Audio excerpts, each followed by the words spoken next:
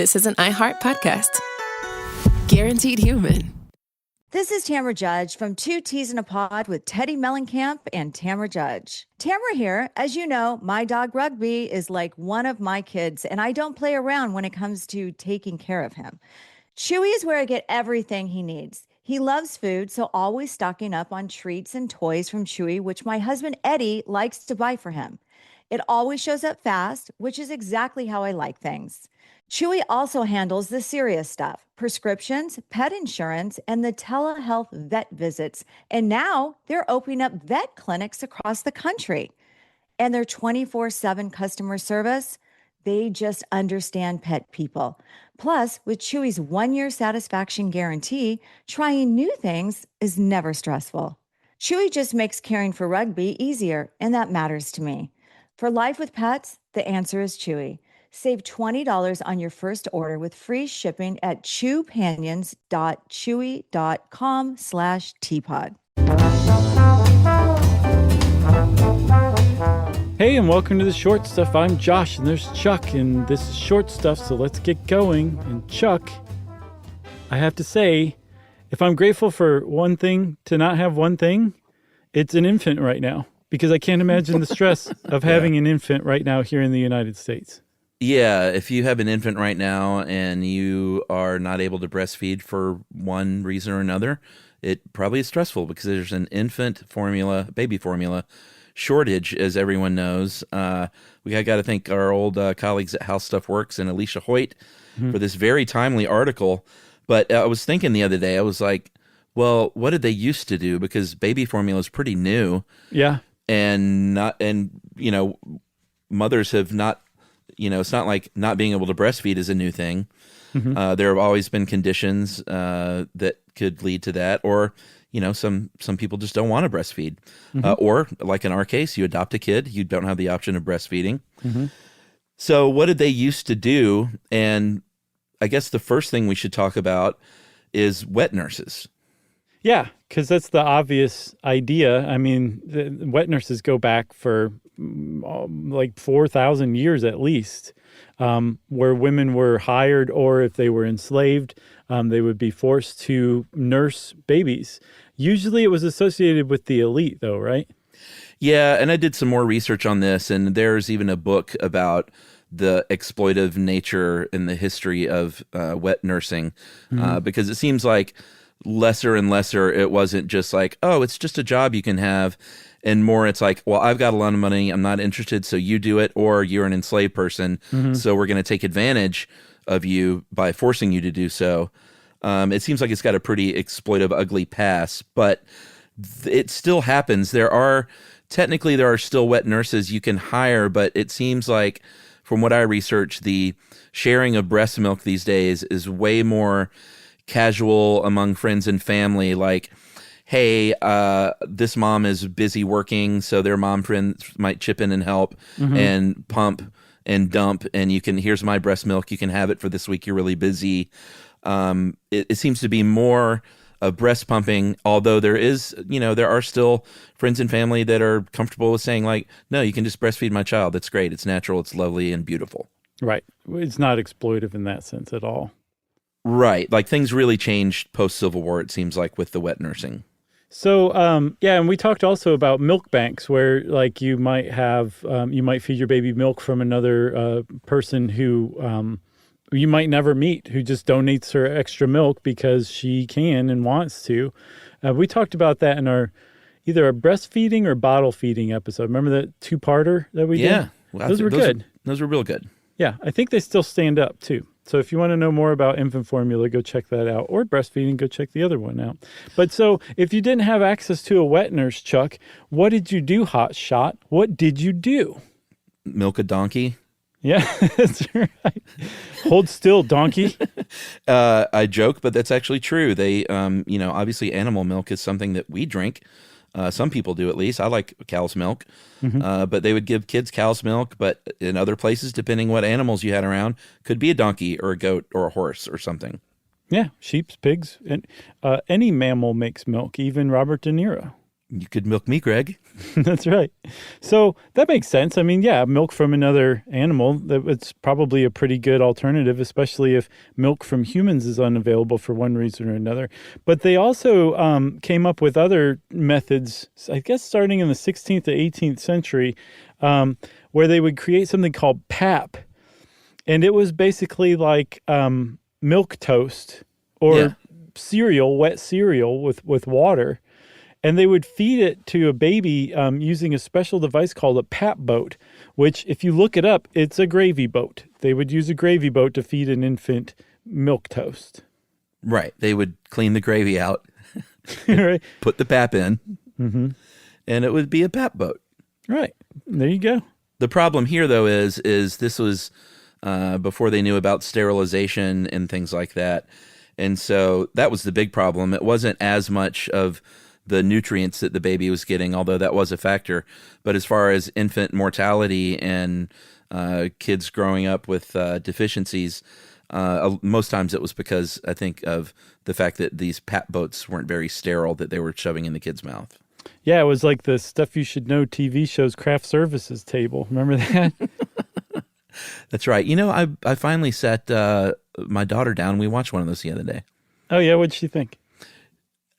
She was like, I mean, she kind of gets that I do a job where people know who I am and then I've been on TV and stuff. But I think when she actually saw it and saw us, she was a little knocked out. I think she thought it was pretty cool.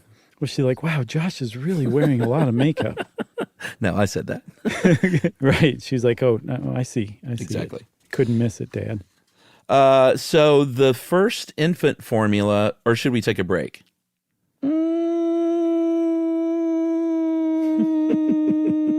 Yeah, let's take a break. All right, then we'll talk about the first infant formula. No, wait. Yeah. Okay, we'll be right back.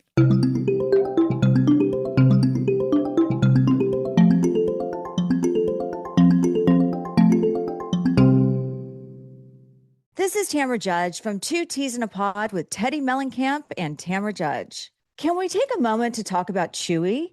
I get everything for Rugby from Chewy. His food, the treats, I'm constantly reordering, the toys he destroys in minutes, even his supplements. And it always shows up fast. Chewy also handles the serious stuff, prescriptions, pet insurance, telehealth vet visits, and they're even rolling out vet clinics across the country.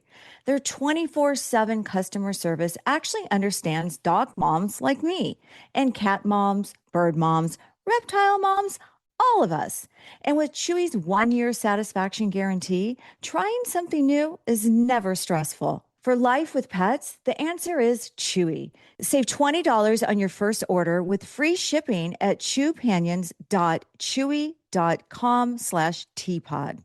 Joy is essential, and it's also elusive. You can't order it, you can't borrow it, or simply hope it into life. But now, there's a new and exciting way to start your journey toward a more joyful existence. Joy 101. It's a new podcast hosted by me, Hoda Kotb. Together, guys, we'll have meaningful conversations with the world's most fascinating people. Entertainment legends, sports icons, wellness experts, and everyday people will share how they find, allow, and experience joy. And I'll offer some of my own tips and takes on seeking a more balanced and harmonious life. If you're craving inspiration, support, and useful tools to maximize your joy, tune into these candid, uplifting, and moving on-air chats. Joy after a breakup, joy as an empty nester, joy after a loss, joy as a caretaker. This new podcast will speak to you. Listen to Joy 101 on the iHeartRadio app, Apple Podcasts, or wherever you get your podcasts.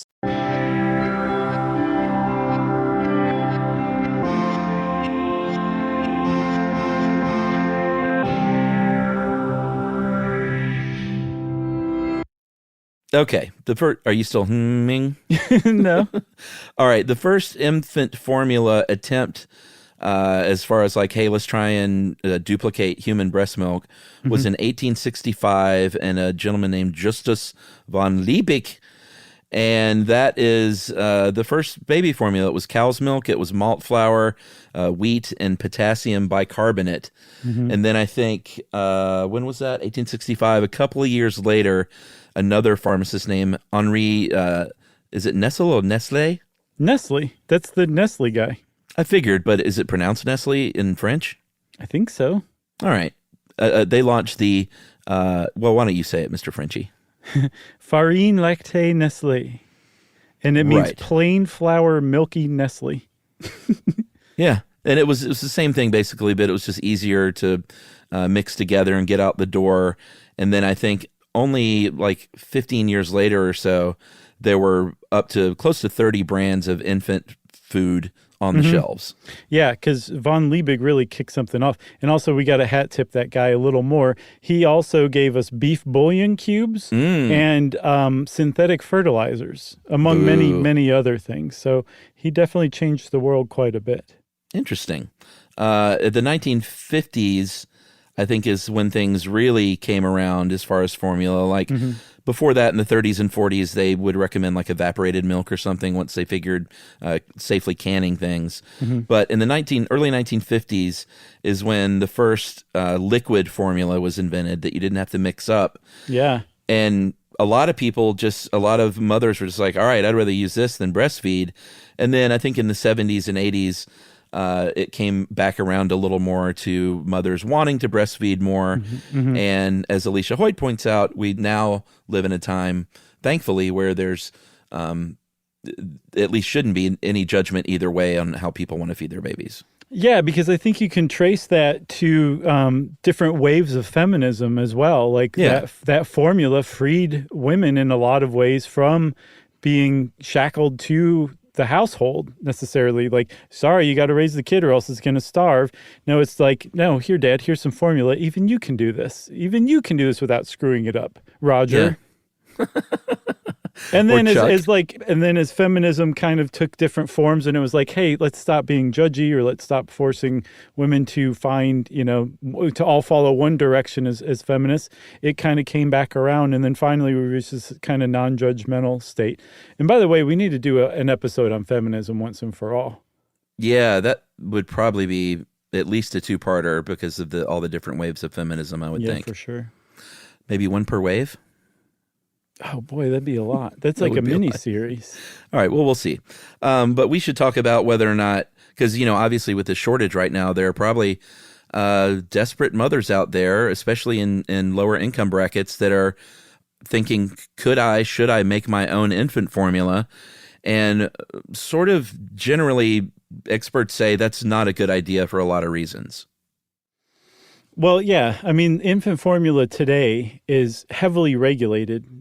There was an act called the Infant Formula Act of 1980, which is described as one of the most specific and detailed acts ever passed by Congress that sets a lot of standards for maximum levels of nutrients, minimum levels of nutrients, what constitutes adulteration, how a recall follows. It's really specific to make sure that formula is as safe as it gets. And so it's really heavily formulated. It's technically an ultra processed food. It'd be a group 4 food, by the way, but it's really scientifically calibrated, and you just can't do that at home with homemade ingredients.